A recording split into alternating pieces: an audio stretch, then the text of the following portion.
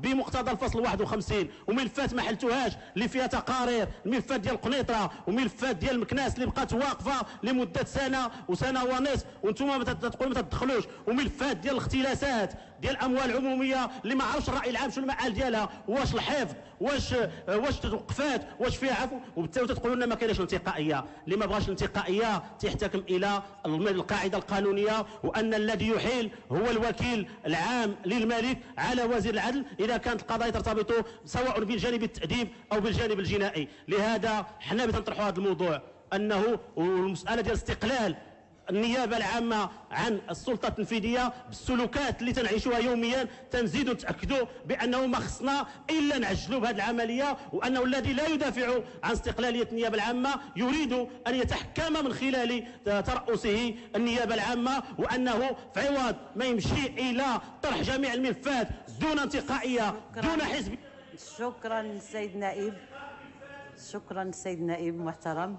هل هناك من تعقيبات إضافية في الموضوع؟ تفضل فريق العدالة والتنمية.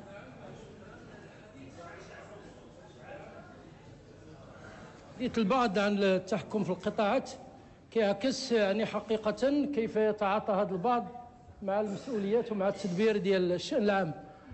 حكاية الفارين من العدالة يعلمها الخاص والعام، هذه معلومة مشاعة. والسيد الوزير في برنامج تلفزي تحدث كفاعل سياسي الجهة المعنية. اليوم خص تكون عندها الشجاعة وتقول هاد الناس ماشي معانا، صافي انتهى الأمر. في هذه القاعة، هذه القاعة دارت نقاشات حامية وفيها اتفاق واسع حول الإحالة، حول المادة 111، وما عمرها كانت موضوع ديال الخلاف. ولذلك اليوم سنكون واضحين، واش حنا مع محاربة الفساد أو لا بوضوح. وبالتالي النتائج ديال القضاء المالي وديال المؤسسات التي في حكمها ينبغي أن نتفق جميعا على أن تذهب يعني حتى النهاية. والسيد الوزير نحن لنا الثقة الكاملة فيكم، في شخصكم وفي الحكومة، بأنكم يعني متقيدون بالنزاهة يعني في أبهى صورها. شكرا. هل هناك من تعقيبات إضافية أخرى؟ تعقيب إضافي، تفضل السيد النائب. كاين النواب ديال الشعب وكاين النواب ديال الحكومه. حنا بدنا نتكلموا على الموضوع، تنتكلموا على اخلاق المسؤول العمومي. نحن امام مرفق ديال القضاء وديال العداله. البرنامج اللي كان حول محاربه الفساد والمال العام ماشي على خصومات بين اشخاص في معاملات تجاريه وفي مسطره لم تكتمل. انت قول اللي بغيتي كنائب، ولكن السيد وزير العدل رئيس النيابه العامه له صفتان، صفه ديال رجل الدوله وصفه قضائيه، وموجه للقضاء بالكلام ديالو في مسطره لم تكتمل، وهذا تدخل مباشر عبر وسائل الاعلام في القضاء. ولكن تنقول له فين حنا من الملفات ديال الفساد اللي كانوا فيها ناس معتقلين وخرجوا من السجون وما عرفناش المآل شنو هو؟ فينا احنا من الملفات اللي المستشارين ديال نفس الحزب تيقولوا انه هذا الرئيس فاسد في مدينه العرائش وما تتخذ حتى شي قرار ديال السلطه القضائيه. انا ما تهضرش على السلطه التاديبيه الحزبيه وداك الشيء ديال التاديب، تهضر على مسؤوليه ديال محاربه الفساد.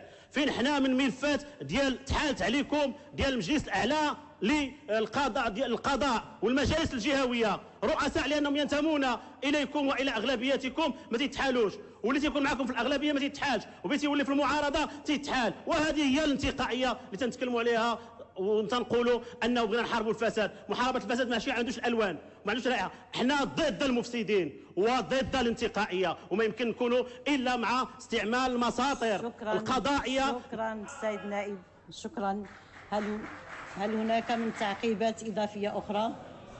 ليس هناك. الكلمه للسيد الوزير.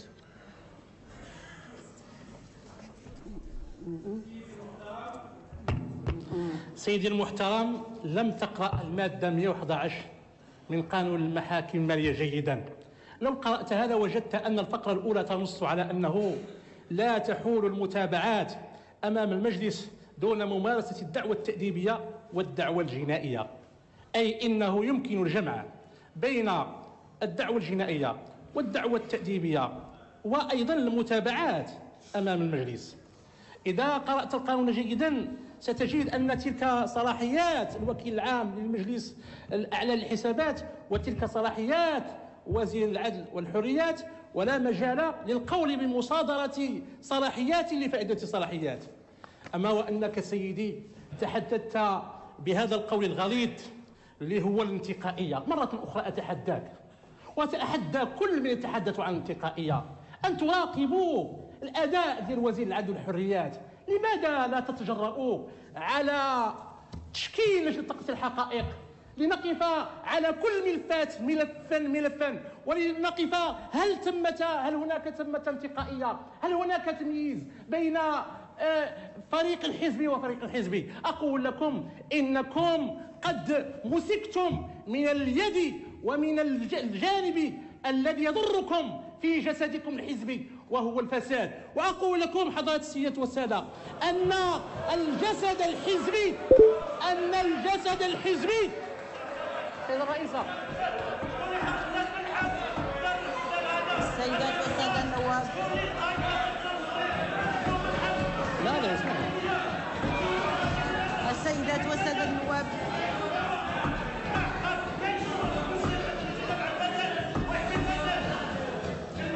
السيدات والسادة النواب،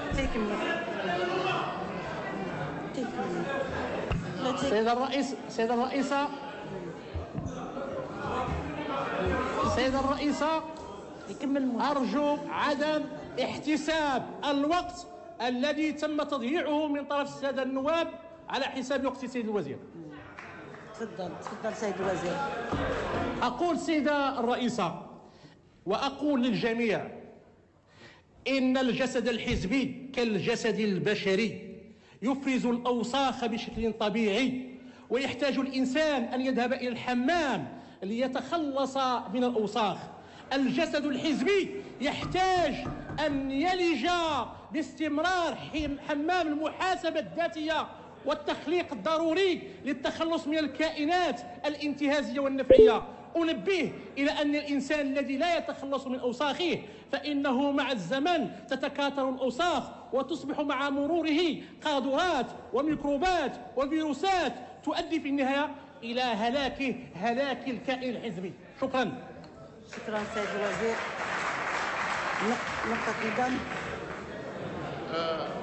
نقطة نظام سيد السيدة الرئيسة للأسف. واش نقطة نظام سيد؟ نقطة نظام نعم، لأنها تتعلق بطريقة تسيير الجلسة والتسيير فيها السؤال والجواب.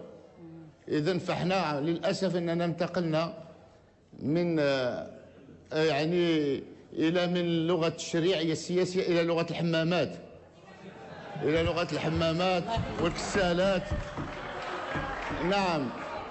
نعم فأعتقد هناك أجساد وسخة تحتاج إلى تنظيف، وهناك أفواه وسخة تحتاج إلى تنظيف. فلذلك أقول سيدة الرئيسة نعم لتكون الجرأة للحكومة وللسيد الوزير المحترم أن يخرج الملف مكناس. سيد الرئيس لو سمحت. السيد الرئيس شكرا سيد الرئيس. نقطة نظام تتعلق بالتسيير ولا بمقتضيات النظام الداخلي. شكرا. ننتقل السيدات والسادة النواب لو سمحت. ننتقل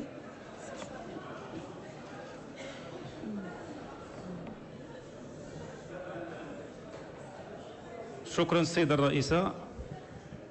غير في اطار التنبيه على عنده حق في نقطة نظام، كيف الديمقراطية هذه الحكومة تنبه لا حق لك في المقاطعة، هذا هو اللي مؤكد. سيد الوزير على السيدة الرئيسة ننبه